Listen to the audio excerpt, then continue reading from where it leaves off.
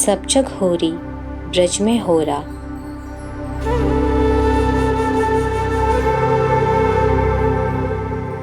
बरसाने की राधा संग होली खेले गोकुल का छोरा। होली के रसिया की जय। होली के खेल का मूल आधार पौराणिक कथाओं और पुराणों में दिए गए हैं। इसे भगवान श्री कृष्ण और ब्रज की किशोरी राधा रानी के प्रेम की याद में मनाया जाता है। धार्मिक मान्यताओं के अनुसार श्री कृष्ण ने ग्वालों के संग मिलकर होली खेलने की प्रथा शुरू की थी। बरसाना को राधा जी का जन्म स्थान माना जाता है और वह कृष्ण जी की प्रिय थीं। इस कथा के अनुसार श्री कृष्ण ने होली के समय बरसाने आकर राधा जी और उनकी सहेलियों के साथ हंसी ठिठोली की थी, जिसके बाद सखियां और राधा जी उनके पीछे लाठी लेकर दौड़ने लगे, जिससे लठमार होली की प्रथा प्रसिद्ध हुई। मथुरा और वृंदावन होली के उत्सव के लिए जाने जाते हैं, जहां हजारों देसी विदेशी श्रद्धालु होली का उत्सव मनाने आते हैं। यहाँ पर भगवान कृष्ण के बचपन की निशानी भी है, जो उनके जीवन की मिसाल है। बचपन में श्री कृष्ण राधा जी को छेड़ने के लिए रंगों का इस्तेमाल किया करते थे, जिससे ब्रज की होली की प्रथा शुरू हुई।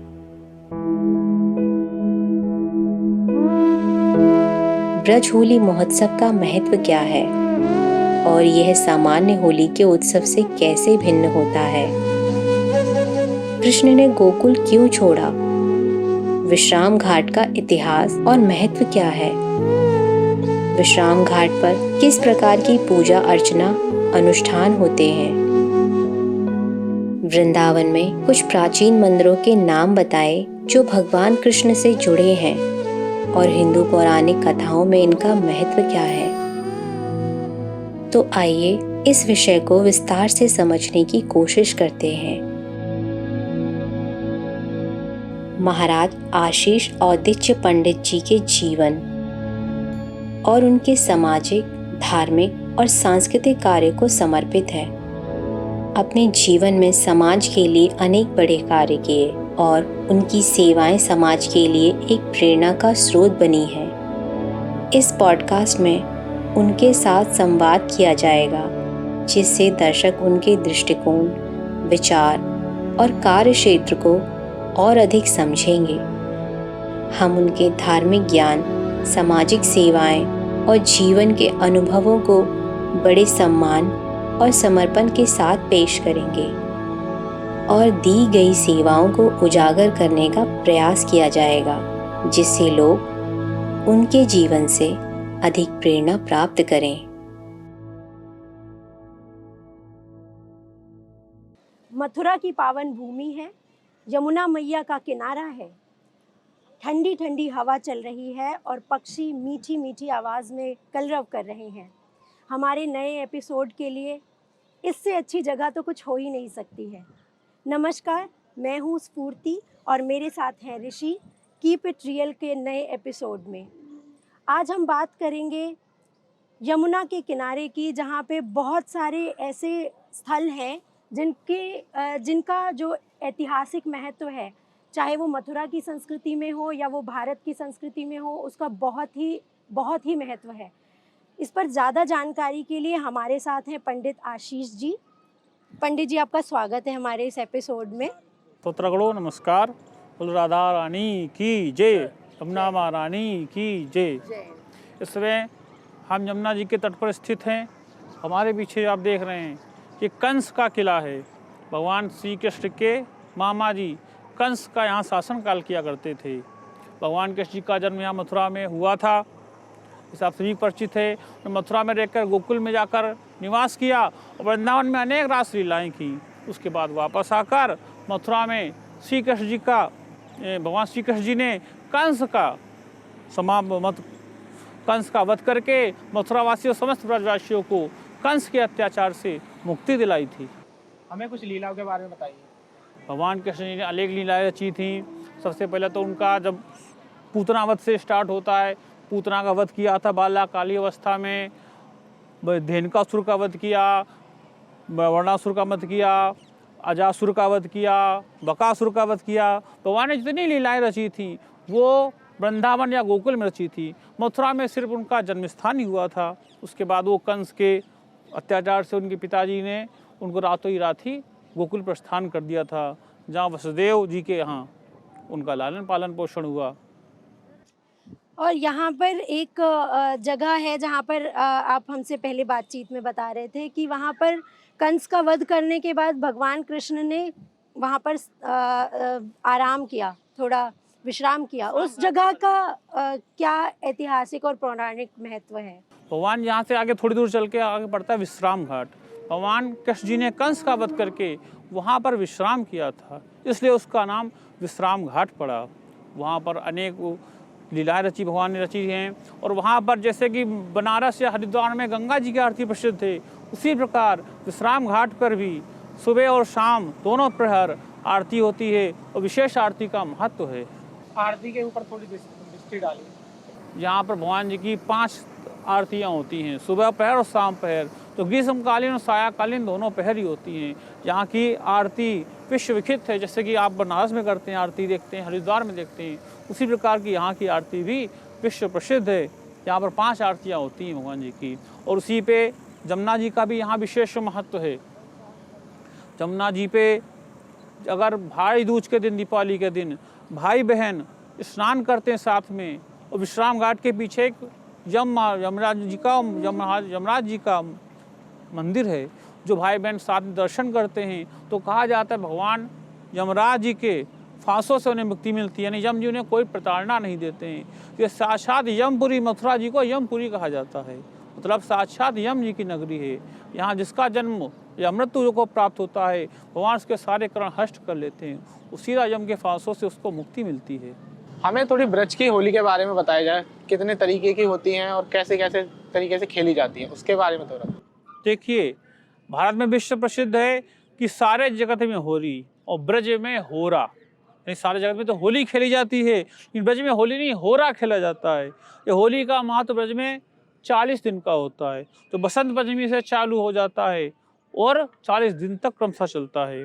बसंत पंचमी से मथुरा के और वृंदावन के विभिन्न मंदिरों में होलियों का भगवान जी गुलाल से होली का आयोजन होता है। राधा वल्लभ मंदिर हुआ, बांके बिहारी हुआ, द्वारकाधीश मंदिर हुआ, इन सभी मंदिरों में होली का आयोजन होता है। और हमारे बरसाना और नंदगांव में विश्व प्रसिद्ध लट्ठमार होली का आयोजन होता है। कहते बरसाना से नंदगांव के लोग एक दिन पहले लट्ठमार होली खेलने का प्रस्ताव लेकर जाते हैं। जब वहाँ के लोग उसको प्रस्ताव स्वीकार करते हैं तो वहाँ भगवान जी को प्रसाद स्वरूप लड्डुओं की प्रसाद की जाती है, उसे लड्डू की होली कहते हैं। उसके अगले दिन नंदगांव के लोग बरसाना आकर लट्ठमार होली का आयोजन करते हैं, जिसमें हुरियारी, यहाँ के कहते हैं हुरियार और हुरियारियों का महत्व किया जाता है। छोटे छोटे बच्चे बड़े बड़े भाभीियों के साथ होली खेलते हैं और बढ़िया प्रस्तुत संगीत दोहा गायन करते हैं। उसमें हंसी ठिठोली का खूब महत्व होता है। विश्व वृंदावन बरसाने की लट्ठमार होली विश्व प्रसिद्ध है। अनेक विदेशी श्रद्धालु भी होली को देखने आते हैं। उसके अलावा मैं गोकुल में छड़ी मार होली का आयोजन होता है, जिसे वहाँ बरसाने में लट्ठमार होता है, ऐसे गोकुल में भगवान जी के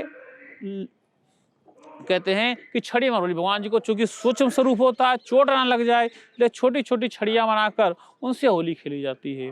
उसके बाद विभिन्न मंदिरों में एक रंग भरनी एकादशी होती है, वहाँ से भगवान जी को रंग से टेसू के फूलों से होली बना के खेली जाती है।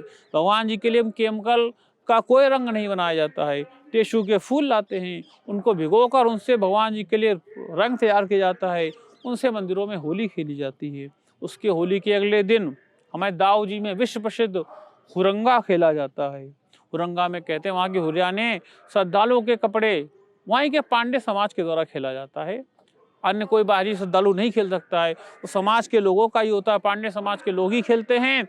वहाँ पर हुरियाने जो होते हैं श्रद्धालुओं के पांडव समाज के कपड़े फाड़कर उन्हीं का कोड़ा बनाकर उनको बरसाती हैं, जिसको हुरंगा बोला जाता है। उसके बाद अलग अलग गाँव में अलग अलग स्थानों पर हुरंगा होता है, जाओ का हुरंगा, बठेन गांव का हुरंगा। ऐसे क्रमवार ये होली का सिलसिला 40 दिनों तक चलता रहता है। विश्व प्रसिद्ध हुरंगा देखने के लिए अनेक श्रद्धालु भी आते हैं। अनेक प्रकार की होली होती है। इसके अलावा यहाँ पर एक चतुर्वेदी समाज का होली से एक दिन पहले डोला निकलता है, वो भी यहाँ पर विश्व प्रसिद्ध है। उसमें डोला में भी विश्राम द्वारकाधीश मंदिर से प्रारंभ होकर डोला विश्राम घाट, होली गेट होते हुए भरतपुर गेट होते वापस द्वारकाधीश मंदिर पर ही समाप्त होता है। उसी से ही जब चतुर्वेदी समाज का डोला हो जाता है तो द्वारकाधीश मंदिर की होली संपूर्ण मानी जाती है। इस प्रकार मथुरा में अनेक अनेक स्थानों पर अनेक प्रकार की होली का आयोजन होता है। अनेक प्रकार होलियाँ खेली जाती हैं। थोड़ा सा हमें यमुना मैया के बारे में बताइए। तो यमुना मैया जो हैं साक्षात भगवान कृष्ण जी की पटरानी हैं। इनका भी जैसे रुक्मणी जी का विशेष महत्व है, ऐसे यमुना जी का विशेष महत्व है। यहाँ पर ब्रजवासी यमुना जी को बड़े भाव से पूछते हैं, यमुना जी का आचमन करते हैं, नित्य प्रत नहाते हैं। अनेक बाहर से जो श्रद्धालु आते हैं हमारे, वो यमुना जी पर चुन्नी मनोरथ का कार्यक्रम होता है। बड़े जोरों से यमुना जी को पूरी चुन्नी बनाई जाती हैं, साक्षात यमुना जी का श्रृंगार किया जाता है। इतनी बड़ी चुनरी आती कहाँ से? चुन्नी बनाई जाती है। यहाँ पे घाटों पे किनारे में जो हैं स्थान है, वहाँ पे साड़ियाँ जोड़ जोड़ के वहाँ चुन्नी बनाई जाती है। वो पूरी साड़ी वो यमुना जी को ओढ़ाई जाती है। और जैसे काशी विश्वनाथ में जो गंगा मैया का घाट है, वहाँ पे बहुत सारे देखा है कि फॉरेनर्स जो हैं, बाहर से यात्री आते हैं, बाहर से पर्यटक आते हैं, वो बहुत एंजॉय करते हैं। तो यहाँ पर उस तरह का क्या कुछ देखने को मिलता है आजकल?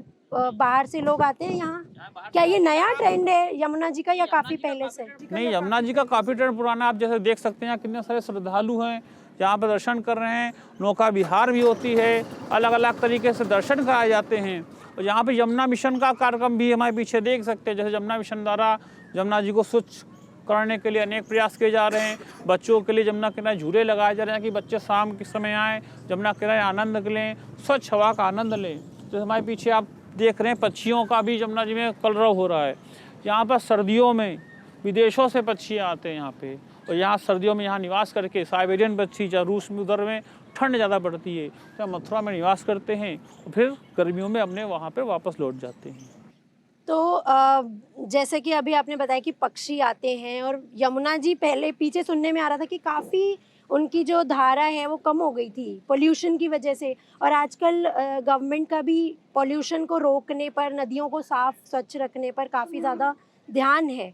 तो क्या यमुना में भी ऐसे कार्यक्रम चल रहे हैं? और उसके साथ एक क्वेश्चन मेरा ये है कि अगर हम यमुना को स्वच्छ रखने का या और भी नदियों को स्वच्छ रखने का प्रण लेते हैं या उनके कार्यक्रमों के हिसाब से चलते हैं, तो जो हमारा जो पुराना ट्रेडिशन है, परंपरा है, कुछ चीज़ें या कुछ पूजा सामग्री विसर्जित करने की, हम वो ट्रेडिशन कैसे कायम रख सकते हैं? साथ ही साथ हम यमुना जी को भी कैसे साफ रख सकते हैं? उसके ऊपर कुछ यहाँ के लोग ध्यान दे रहे हैं या गवर्नमेंट? हाँ, बिल्कुल, यहाँ गवर्नमेंट डाल रहे। हमारे सांसद हेमा मालिनी द्वारा यमुना जी पे बहुत प्रयास किए जा रहे हैं कि यमुना जी को स्वच्छ रखा जाए।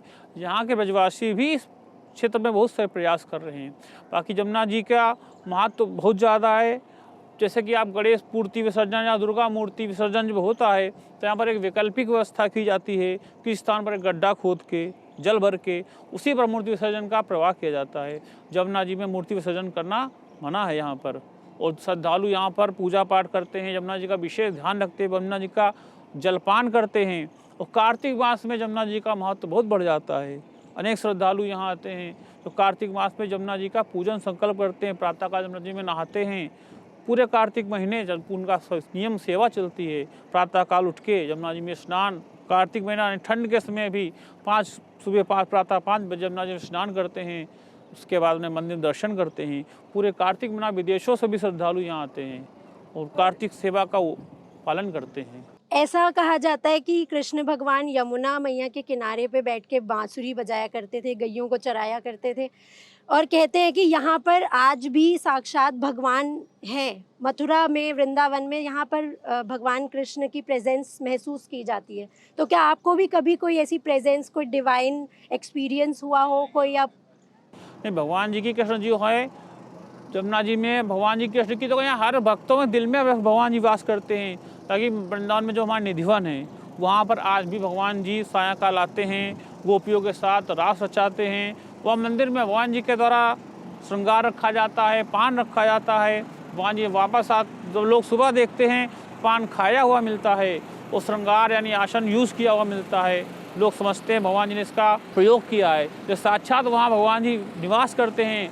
अनेक जगह यहाँ पर ऐसे मिल जाते हैं तत्व जहाँ भगवान जी की मान्यता प्राप्त होती है कि भगवान जी सचमुच यहाँ वास करते हैं।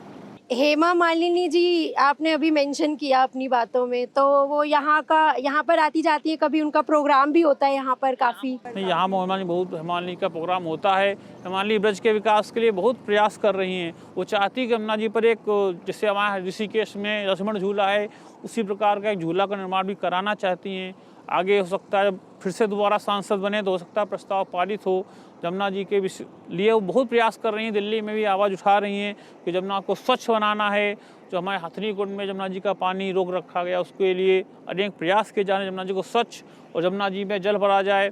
उसके अलावा हमारे अभी कुछ नियम हुआ है कि यमुना जी में भी कोई योजना चलाई जा रही है कि एक यमुना जी में गरुड़ योजना आएगा, जहाज़ का निर्माण कराया जा रहा है। जो गोकुल से वृंदावन तक यमुना मिशन, मतलब नौका गरुड़ अभियान से लोगों पर श्रद्धालुओं को यमुना जी के दर्शन कराए जाएंगे।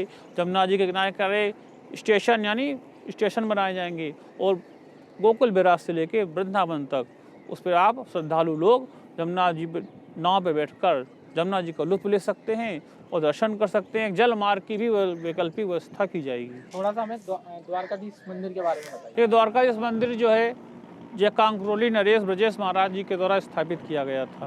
यह भगवान जी की पुष्ट मार्गी संप्रदाय का मंदिर है। भगवान जी को यहाँ बाल स्वरूप, जैसे भगवान जी के बाल स्वरूप पूजा होती है, उसी प्रकार द्वारकाधीश में पूजा अर्चना होती है। भगवान जी में दर्शन होते हैं। 4 सुबह की झांकियाँ होती हैं, 4 शाम को झांकियाँ होती हैं।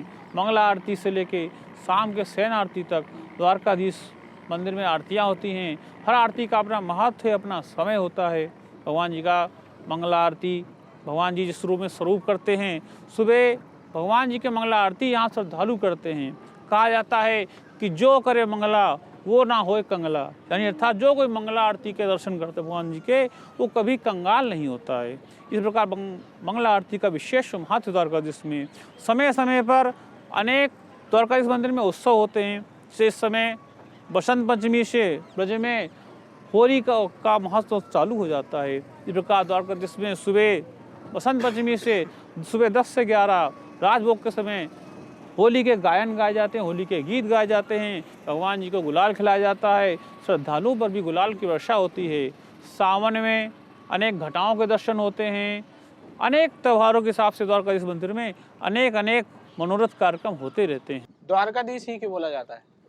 तो द्वारकाधीश उनका भगवान जी ने द्वारका जाके, जो कि मथुरा में तो भगवान जी ने शासनकाल किया ही नहीं, कंस को मार के उन्होंने जो अपनी ये मथुरा नगरी थी वो अपने नाना को सौंप दी थी। उसके बाद भगवान जी द्वारका जाके निवास करने लगे, तो इसलिए उन्हें द्वारकाधीश के नाम से जाना कहा जाता है। द्वारकाधीश में द्वारका जी का बड़ा मंदिर है, ये उनका छोटा मंदिर है। यहाँ पर भगवान जी के छोटा मंदिर है, सूक्ष्म रूप से सेवा की जाती है। द्वारकाधीश में उनका बड़ा महाराज होता है, इसलिए द्वारकाधीश उन्हें कहा जाता है। एक मेरा सवाल ये है आपसे कि जैसे आजकल गवर्नमेंट ने जैसे काशी विश्वनाथ में काफ़ी अच्छा उसको पर्यटकों के लिए काफ़ी सुविधा कर दी, कॉरिडोर्स बना दिए। मथुरा में भी कई जगह बने हैं, वृंदावन में कई जगह बने हैं और बात भी चल रही है कि यहाँ पे भी कॉरिडोर्स वगैरह बनाए जाएंगे, डेवलप करा जाएगा इसे as latest and modern city.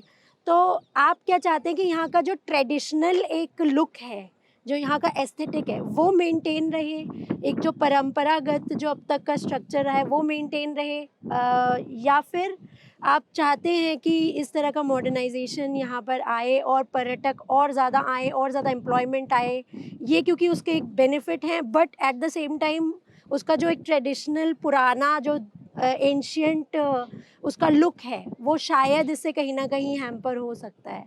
हाँ देखिए, ब्रज का महत्व अलग है। ब्रज में कहते हैं गलियों को कुंज गलियाँ कहा जाता है। आप जैसे पीछे देख रहे हैं अनेक प्रकार के छोटे छोटे मंदिर हैं, ब्रज की गलियों गलियों में मंदिर हैं।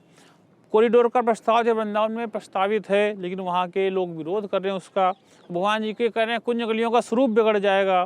बाकी शासन प्रयास कर रहा है कि कॉरिडोर बन जाए जिससे श्रद्धालुओं को भगवान जी के दर्शन, बिहारी जी के दर्शन आसानी से हो सके।